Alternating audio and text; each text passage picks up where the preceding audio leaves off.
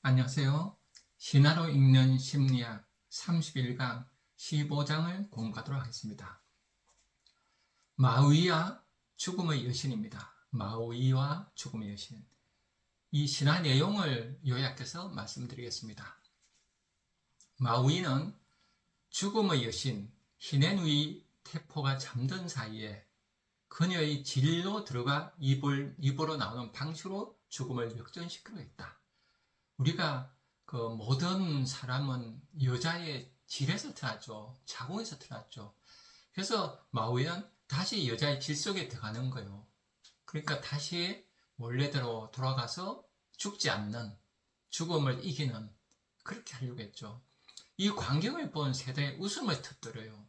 그러다 보니까 이 죽음의 여신이 잠을 깨요. 잠을 깨고 마이를 죽이게 돼요. 이런 신화죠. 이후 인간은 어때요? 마우이처럼 다시 태어날 수 없게 되었고 죽음은 인간의 운명이 되었다. 이렇게 해서 인간은 죽을 운명에 처하게 됐다. 이걸 가르쳐주는 신화죠. 이 신화는 생명과 죽음은 대립이 아니라 수단 일본을 가르쳐준다. 이걸 통해서 우리는 신화를 통해서 배우는 건 뭐예요? 태어나면 죽는다는 이 엄연한 사실을 배우는 거죠. 사실대로 받아들이라 이거죠. 사실대로 받아들인다는 게 바로 진리죠. 사실대로. 우리는 사실대로 받아들이지 않고 불교식에 가면 무명, 어리석음, 어떤 그 밟지 못한, 제대로 보지 못해서 세상을 잘못 보기 때문에 그 불행하게 되는 거죠. 그래서 그런 시를 읽어보죠. 브레이트 시입니다. 자선병원 하얀 병실에서 베르톨트 브레이트. 자선병원 하얀 병실에서 아침 일찍 깨어 집박이의 노랫소리를 들었을 때 나는 깨닫게 되었다. 벌써 오래전부터 나에게서 죽음의 공포는 사라졌다. 나 자신이 없어지려는 것만 빼놓으면 다른 것은 하나도 달라질 수가 없기 때문이다. 내가 죽은 다음에도 들려올 집박이의 온갖 노랫소리를 이제야 비로소 즐길 수 있게 되었다. 그래서 브레트 시인이 그 시적 자아는 어때요? 병원에 누워 있는 거죠. 아파서 누워 있죠. 그래서 죽음을 이제 생각하게 되는 거죠. 그럴 때 집 밖에 노랫소리가 들려요. 이 노랫소리를 들으면서 어때요? 이 듣는 순간이 불교식에 만 열애죠. 열애는 여자는 여실하다. 참된 세상이죠. 이 세상은 다 참된 세상이잖아요. 불교식에 만 공이잖아요. 공에서 색이 드러나는 거죠. 노자식에 가면 도에서 삼라만상이 보이죠. 하이데시에 가면 존재에서 존재가 드러나죠. 그래서 이 집바의 노랫소리 하나도 어때요? 우주의 참된 세상, 여실한 세상에서 레오죠. 이게 열애예요. 이럴 때 어때요? 그 시적 화장 걸렸겠죠. 아, 모든 것은 우주의 원리에서 오는구나. 그죠? 바다를 예를 들면 바다에서 파도를 쳐요. 우리가 보고 있으면 파도가 막 치고 있는데 파도만 보면 어때요? 파도는 죽고 살잖아요. 파도 생겼다 죽고 그게 사람이라 생각하면 얼마나 슬퍼요. 태어나 죽는구나. 근데 바다를 보면 어때요? 파도도 바다잖아요. 내가 태어나 죽지만 난 사실 바다죠. 그 파도가 바다라는 걸 알고 나면은 진정으로 정말 깨닫고 나면 죽음을 두리지 않겠죠. 내가 바다인데. 그저 커다란 바다인데 파도 쳐서 잠시 내가 보여서 나라는 생각. 요게 이제 불교에서 무명이라고 그러죠. 어리석음, 무안돼, 나는 없는데 있다는 그 착각을 하는 거예요. 그래서 있다는 생각 때문에 이 생로병사의 고통을 겪는 거예요. 불교에서는 12연기조를 설명하죠. 있음, 내가 있다고 생각해서 생로사가 있는 거예요. 생로사, 태어나 죽고 늙고 죽는 게 있는 거죠. 이거를 브레이트 힐이 좀 깨달았다 봐요. 소리가 착 왔을 때. 그래서 그 한 소리가 바로 나구나. 그래서 내가, 나도 나 죽고 나서, 그죠? 이 우주의 원리는 여전하잖아요. 파도가, 그죠? 생겨났다가 죽어도 바다는 여전히 바다죠.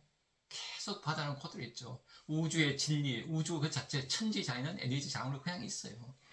요게 물질로 드러났다가 살았다, 드러났다, 살았다 하는 거죠. 입자가. 파동인데 입자로 보였다. 양자물리학 보면 파동인데 입자로 보였다 하는 거예요. 우리가 잠시 입자로 이제 드러난 거죠. 이거를 이제 브레이트 신이 깨달은 거죠. 그러니까 우리가 물에 들어갔을 때 어때요? 물에 들어갔을 때 그 힘들죠. 근데 물한테 내가 완전히 합치면 어째 돼요? 물에 흐르면 완전히 합치고 물한테 그러면 저는 시골 살아서 이거 알거든요. 물에 가서 많이 놀았잖아요. 놀 때 나를 물에 완전히 맡겨요. 물과 하나가 돼요. 완전히 자유가 가요. 물에서 떠가요. 숨만 약간만 흔들면 물에서 둥둥 떠가죠. 물에 흐르면 맡겨요. 이럴 때 대자유를 느끼죠. 바로 그 물의 흐름이 우주의 원리라면 이 원리대로 살아가는 거예요. 원리 합일, 범 합일이죠. 이게 대탈이 되게 됐죠. 그래서 브레이트션이 이걸 깨달은 거예요. 집박이의 노랫소리를 들었을 때 나는 깨닫게 되었다. 집박이의 노랫소리는 우주라는 바다의 하나의 파도죠. 인간도 살아있으나 죽으나 언제나 바다인 거죠. 이걸 깨닫고 죽음의 공포가 사라졌어요.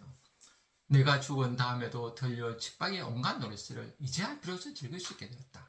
집박이는 내가 죽고 나서도 울리겠죠. 또 누가 듣고. 그러나 나는 어때요? 영혼 속에 있는 거죠. 그래서 나는 언제나 존재하죠. 기독교식에 가면 기독교에서 어때요? 모세가 하느님한테 누구세요? 그러니까 I am 그죠. 나는 그냥 있는 자다. 있는 자. 이게 자리죠. 스스로 거래하는. 이 자연, 하느님, 신, 도 모든 그냥 있음이에요. 그냥 존재해요. 열애예요. 그냥 있다가 드러나는 거예요. 이거를 이제 깨달으면은 나를 한 작은 존재로 생각할 때는 고통스러운데 내가 사라져서 에고가 깨질 때 그 셀프가 깨어날 때 우주와 합일이 되는 거죠. 이거를 깨달았죠. 그래서 이러한 마음을 지니려면 어떻게 살아야 될까요?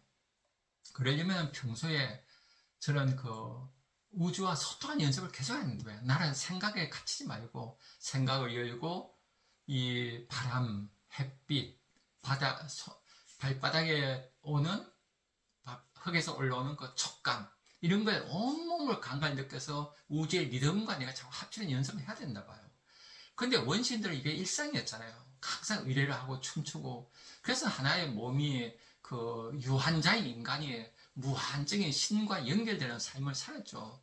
그래서 죽음을 두려워 안 했죠, 원신들은. 근데 현대인들은 이런 그 우주와의 리듬의 하나가 되는 게 사라져 잃었어요. 그래서 계속 나라는 생각에 집착하죠. 특히 우리가 사는 자본주의는 계속 나는 걸 부추기잖아요. 너 어디 사냐? 너 누구냐? 막 계속 경쟁해서 이래서 삶의 고통이 오는 거죠. 그래서 브레이트 이 시같이 집박의 노릇을 즐길 수 있는 이게 멋있는 거죠.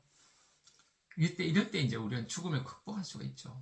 그 다음에 에르와 생사의 관계, 에르 신화에 대해서 공부해요. 그죠? 이 에르 신화는 플라톤 국가에 나오는 그런 신화예요.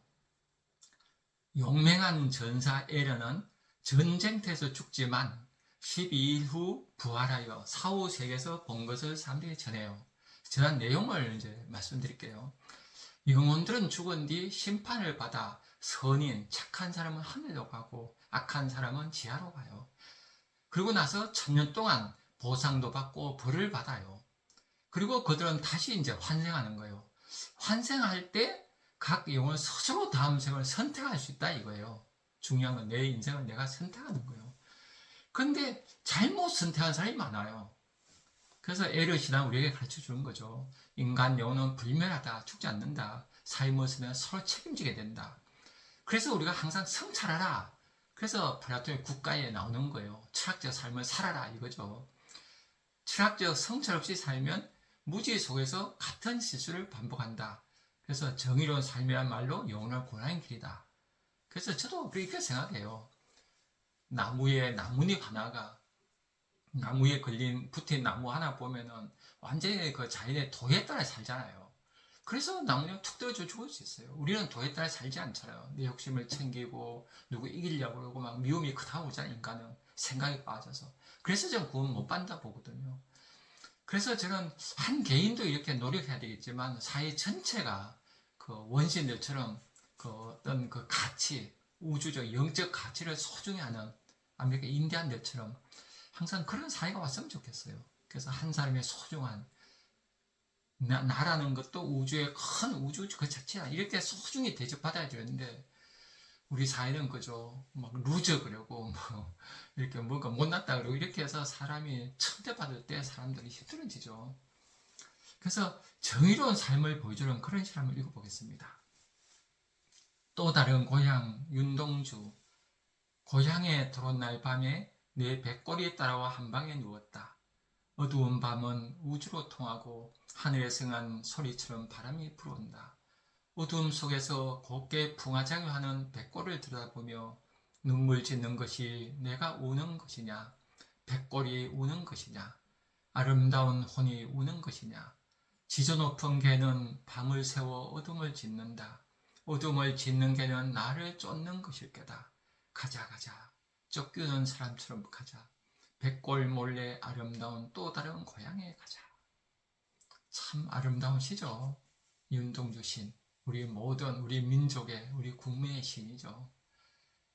고향에 들어온 날 밤에 내 백골이 따라와 한 방에 누웠다. 이제 고향에 갔어요. 윤동주 시인이. 윤동주 시인은 그 파평윤시라는 명문가 출신이면서 그죠? 그게 연희 그 전문학교를 졸업한 그런 엘리트죠. 그러니까 그 당시에 일제시대니까 어때요? 다들 뭐 일제시대 빌붙친일 해서 출세라 이런 생각을 많이 하겠죠. 많은 사람들이 그렇게 하라. 그러니까 윤동주는 바로 백골이 따라 백골이 바로 파평시에 뼈대 있는 그걸 이해가지고 백골은 뼈대 있는 가문을 그죠? 세상을 속세의 상징이죠. 그런데 하늘에서 난 술전 바람이 불어와요. 내면의 양심소리죠. 이렇게 살면 안 되겠구나. 성찰하는 삶이죠. 백골이 우는 것이냐, 아름다운 혼이 우는 것이냐. 백골은 자아에고고 아름다운 혼은 셀프죠. 그래서 결국은 셀프의 길을 찾아가요. 가자 가자, 쫓기는 사람처럼 가자. 백골 몰래 아름다운 또 다른 고향에 가자. 이렇게 해서 내 안에 솟아오르며 사는 헤르메스의 데미안 제일 앞 기제에 나오죠. 솟아오르며 사는 것이 왜 그래도 힘들었던가. 우리는 자아가 있어서 자꾸 자아 욕심에 빠지죠. 이렇게 해서 윤동주 시인은 불멸의 삶을 살았죠. 육체적 고통을 받았다고 그러겠지만은 저 윤동주 시인이 체험한 거는 극한의 기쁨을 체험했다고 봐요. 영원한 현재 체험했겠죠. 그 순간 영혼이 깨어나서 시간이 사라진 최고의 그 기쁨, 거기에 들어갔다 봐요. 그래서 저는 인간은 이런 그 우주하고 하나인 존재라 그 육체의 고통만 보면 불행해 보이는데 이것만 가지고 인간을 측정할 수가 없어요. 그죠? 그래서 위대한 사람들 일부러 막 고통 속에 들어가잖아요. 고행도 하고 금식도 하는 이유가 이 고통을 통해서 이제 그 높은 경제에 오르는 거죠. 그 고통이 없으면 어때요? 우리 높은 경제 못 올라가죠. 그런가 하면은 그 쉬운 문제들은 어때요? 그냥 머리만 쓰면 살잖아요. 근데 어려운 문제 닥치면 내 그 의식 세계, 에고는 해결 못해요. 나의 무의식에 있는 셀프께는 해결하죠. 그래서 고통만이 내 안에 영혼을 깨우죠. 고통만이 인간을 성숙시켜요. 그래서 우리도 마음의 자세를 항상 고통을 받아들이는 그런 자세로 살아야 되겠죠. 그 다음에 인드라와 개미들의 행실에 대해서 또 공부해보죠. 인드라, 개미, 이런 신화 내용을 줄거리를 말씀드릴게요. 천상의 신 인드라는 전쟁에서 승리한 뒤 자신의 영광을 기념하기 위해 궁전의 재건을 명령한다. 그러나 그의 끝없는 요구에 건축의 신 비슈파카르마가 지쳐버리자 이를 본 창조신 브라마는 인드라를 깨우치기 위해 한 현자를 보낸다. 현자는 궁전 앞에서 조용히 미소 짓고 인드라가 그 이유를 묻자 지나가던 개미의 행렬을 가리킨다. 그는 개미 하나하나가 모두 한때 인드라였던 존재들이며 수많은 생을 거듭하며 교만과 욕망으로 스스로 파멸치다고 말한다. 인드라였는데 다들 한때 인드라인데 살다가 권력욕에 취하고 욕심에 취해서 개미로 이제 태어나서 사는 거예요. 이걸 보여주는 거죠. 이 말을 들은 인드라는 자신의 오만함을 깨닫고 큰 충격을 받으며 궁전 건축을 멈추고 명상에 들어가 겸손과 무상의 진리를 깨닫게 된다. 이런 신화입니다. 이 신화가 가르쳐주는 교훈은 뭘까요? 바로 우리가 가진 힘의 한계를 자각하고 우리는 우주의 그 아들이죠. 우주의 자녀죠. 우주의 질서 속의 일부를 깨달아야 한다. 이런 교훈을 주죠. 이거를 저는 원시사회고 대보면, 원시사회는 어때요? 부족자에게 부와 권력을 주지 않겠어요. 권력이 못 가게 이렇게 장치를 했는데, 이 문명사회, 이 인드라, 이 신화는 이제 문명사회의 신화죠. 그래서 권력이 주어지니까 이걸 못 버티는 거예요. 농업혁명 후에 계급사회 되면서 이제 그 가진 자가 생기고 권력이 생겼죠. 그래서 미셸 푸코가 그런 얘기했죠.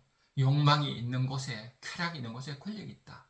이렇게 그 욕심이 생기고 그 쾌락을 누리게 되면 권력이 생기게 돼요. 근데 인간은 어때요? 마키아벨리가 이렇게 얘기했어요. 인간은 권력을 가지면 가질수록 그것을 사용 방법이 서툴러 점점 더 남이 참기 어려운 존재가 된다. 권력을 가지면 이렇게 된다는 거예요. 그래서 인간은 어떻게 하든지 권력을 못 갖게 해야 돼요. 근데 좋은 사회일수록 권력이 약하잖아요, 지도자들이. 근데 이제 후진국일수록 권력을 가지면 막 무섭죠. 이렇게 될 때 본인도 타락하고 사회도 망치잖아요. 그래서 그저 우리 사회가 너무 센 사람이 없게 이렇게 하는 게 좋은 민주주의라 생각합니다. 그래서 이 좋은 시를 한번 읽어보죠. 우리가 어떻게 살아야 될까? 그런 시를 읽어보겠습니다. 가장 이상한 새 낱말, 심보르스카. 내가 미래라는 낱말을 발음할 때 이미 첫째 음절은 과거를 향해 떠난다. 내가 고요라는 낱말을 발음할 때 나는 그것을 깬다. 내가 아무것도라는 낱말을 발음할 때 무언가를 창조한다. 실제하지 않는 것에 들어갈 수 없는 무엇을. 그래서 이 시가 참 좋죠. 그러니까 우리가 생각을 하잖아요. 근데 생각은 다 언어예요. 미래라는 말을 하자마자 그냥 과거로 돌아가고 고요하면 또 고요해져요. 그리고 또 아무것도라면 모든 게 또 사라져요. 그래서 그 불교시험은 공의 세계에 들어가죠. 나는 모른다. 나는 아무것도 아니다. 그죠? 그럼 무의 상태 들어가죠. 그렇게 해서 우리는 그 소크라테스가 나는 몰라라고 했을 때 내 안에 깊은 지혜로 가게 되죠. 그래서 우리가 이런 게 일상에서 할 수 있는 그 공부라 봐요. 나를 다 내려놓고 생각을 내려놓고 언어를 내려놨을 때 우리는 어때요? 아무것도 아닌 무의 상태, 공의 상태 들어가죠. 우주의 원리하고 하나가 되죠. 이런 명상을 자주 할 때 우리는 어때요? 우리가 가진 권력을, 누구나 권력이 있잖아요. 권력이 큰 권력뿐이 아니라 일상 자체가 권력이죠. 사람이 이 권력에 취하면 타락하죠. 권력을 부리면 사디스트예요. 권력에 당하면 마조이스트가 돼요. 그래서 우리 사회에 보면 N번방이라는 그죠. 그런 게 되게 유행한 적이 있잖아. 이게 뭘 말한가 하면 성을 통해서 사디스 마조이스트를 보여주는 거예요. 우리 사회 그만큼 권력에 취했다는 얘기죠. 그래서 욕망과 쾌락을 붙이는 우리 사회에서 어떻게 하면은 권력에 취하지 않고 사람과 서로 사랑 가득한 세상이 되려면 어떻게 될까? 전 생각 내려놓는 연습을 계속 해야 된다 봐요. 그래야지 죽음도 극복하고 아름다운 삶을 살 수 있다 생각합니다. 네, 감사합니다. 또 다음 시간에 뵙도록 하겠습니다.